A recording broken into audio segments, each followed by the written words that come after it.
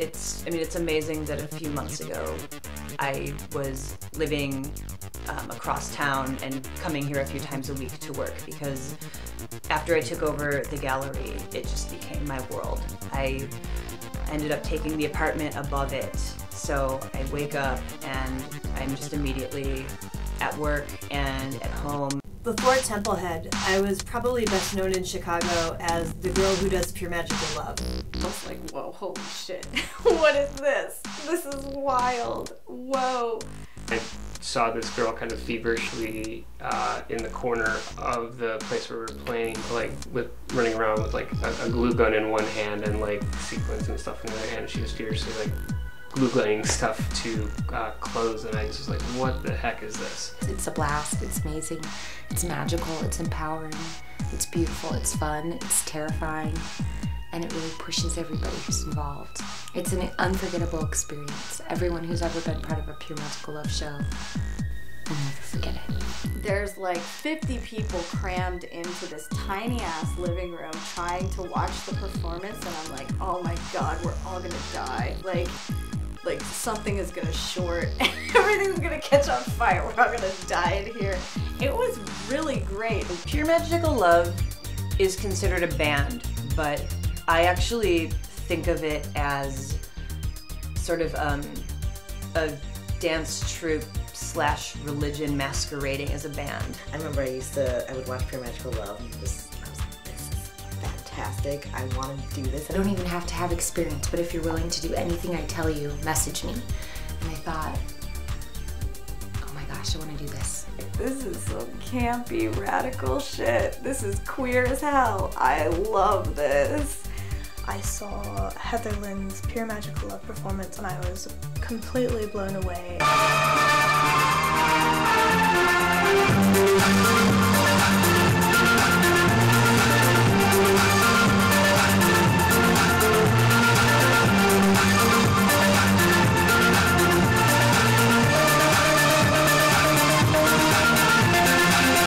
I was 18 years old and really shy, and it was just like, I really liked your performance. It was unbelievable. It was all these kids in these really elaborate costumes dancing on the stage and playing, you know, fake guitars and keyboards and fake drum sets and stuff, and I was really blown away by it. After doing Pure Magical Love for 4 years, I wanted to take my songs and performances to the next level.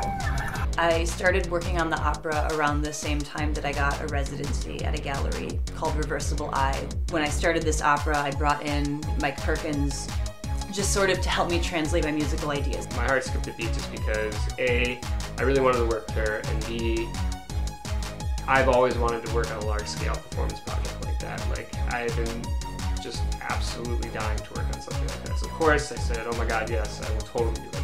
We just clicked immediately, and he came on and really helped and became a collaborator in a way that I didn't expect.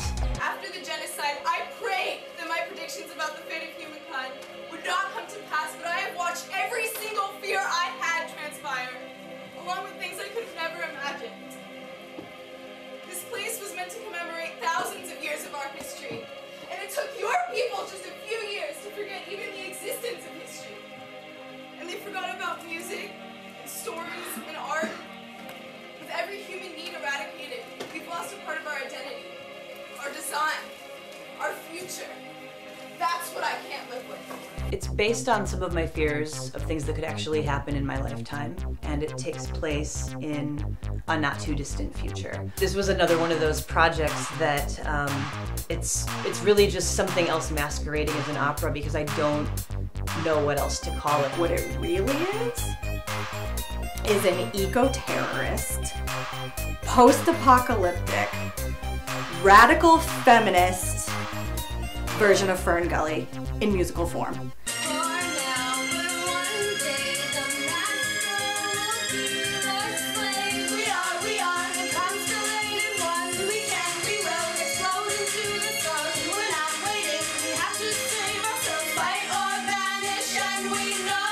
There are two different groups of characters. The ones that are, you know, they want to get out and they want to fight, and then the ones who are complacent and want to like hang out and live in this new world that they've created. Space that women have found outside of this like harsh new reality. Women have found a space in there that's like so metaphorical too, and like on point to, I feel like, what women like must do.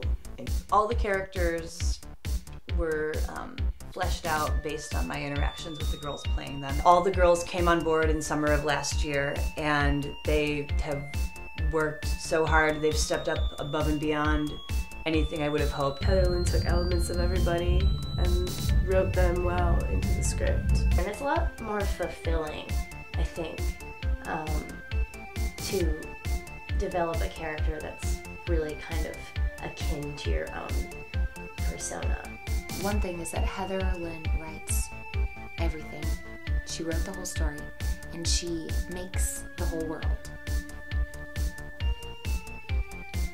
And all the costumes, which also look like this. I spent several months building the set. I used a combination of personal belongings, things donated by friends, things bought at dollar stores. This spattering of mythology painted in lip gloss and like with some glitter thrown on it. all of Heather's work really are works of feminism, of radical politics within like women's spaces.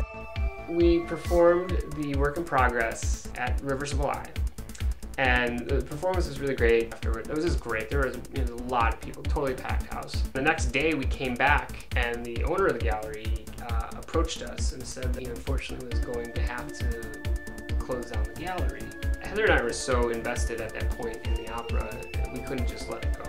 We finally said, you know what, let's do it. Let's take it to the gallery. From that point on, the gallery turned from being Reversible Eye into Templehead. We decided if we were going to do it, we wanted to do all the things that we were talking about that Chicago needed. Well, the main idea behind Templehead, the gallery, is having a space where artists and musicians can come and feel comfortable creating what they do and doing it to the best of their ability. Seeing all the different events that they do, 3 to 4 a week on a regular basis. Cracker aerobics, Doctor Who nights, gallery events, music events, record releases. This project benefits the community because Templehead supports creative projects from a wide variety of people, and I've seen projects from people I don't know. It's not just an insulated scene. It's pretty wide open to any good project. If you are willing to put in the effort and the time and to actually get it done, then they want to showcase your work. See how hard Heather was working with Mike, both of them, just working so hard to make this space someplace where people can go, where they can support art, support artists too.